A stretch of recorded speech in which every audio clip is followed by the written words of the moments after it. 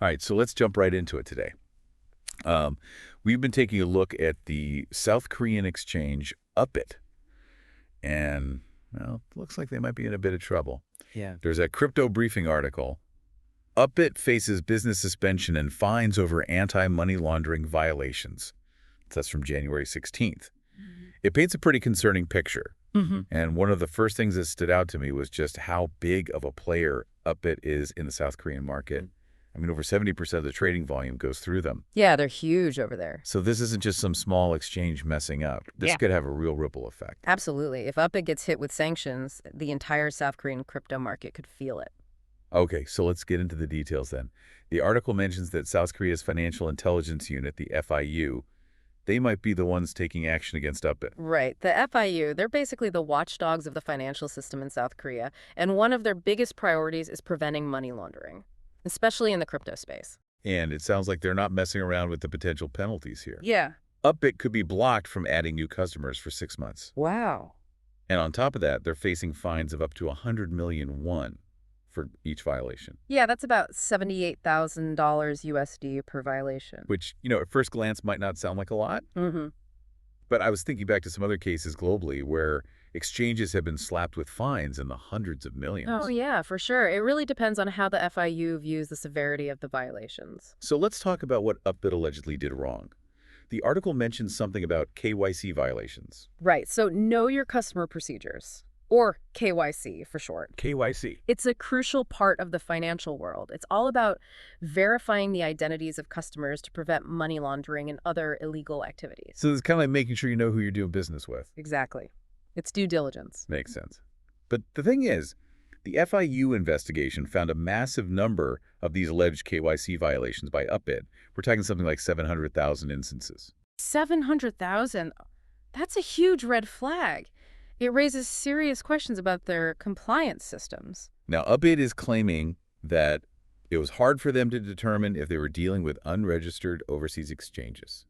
So basically, they're saying that KYC was difficult to implement in those situations, So they're arguing it was tough to tell who was on the other end of some of these transactions. especially if those users were outside of South Korea. Yeah, but whether that's a good enough excuse for the FIU?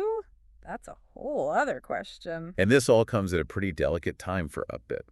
Their business license actually expired back in October, Oh, wow. and it's currently under review for renewal. So this whole investigation couldn't have come at a worse time. It makes you wonder how much it's going to influence the FIU's decision on that license renewal. Yeah, talk about adding fuel to the fire. And according to the article, Upbit has until January 20th to respond to the FIU. So that's tomorrow. Yeah, tomorrow. Yeah. And then the FIU will make their final decision the day after on the 21st. So it's a nail-biter for Upbit. And for the whole South Korean crypto market, really. This whole situation with Upbit, it really brings up some interesting questions about how crypto is being regulated around the world. Yeah, for sure. We're seeing some pretty different approaches out there. Definitely. Some countries are embracing crypto with open arms. Like El Salvador. Yeah. They went and made Bitcoin legal tender. Right, and then you have places like China taking the opposite approach, basically shutting it down completely. Yeah, it's all over the place. But I think this case with Upbit, it highlights one thing that seems to be gaining traction globally. Regulators are really starting to zero in on KYC and AML compliance as the way to bring crypto into the mainstream financial system. Which makes sense. I guess governments are always going to want to crack down on money laundering, no matter what currency is being used. Yeah, but this whole focus on KYC, it's actually causing a bit of a debate within the crypto community itself. Oh, really? How so? Well, some people argue that mandatory KYC, it goes against the core principles of decentralization and privacy that crypto is built on. It's like trying to force these old-school financial rules onto a system that was specifically designed to operate outside of them. Exactly. It raises some fundamental questions about how you regulate something that's decentralized in nature.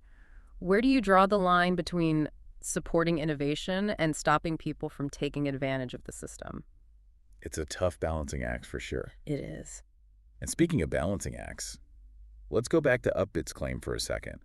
Remember they said they had trouble figuring out if they were dealing with unregistered overseas exchanges. Right. So they're basically using the borderless nature of crypto as a defense. Yeah, and that's one of the biggest challenges for regulators, Transactions can happen instantly across borders, involving people and companies from countries with completely different rules. It sounds like a logistical nightmare, trying to keep track of all that and make sure everyone's following the rules. You can say that again.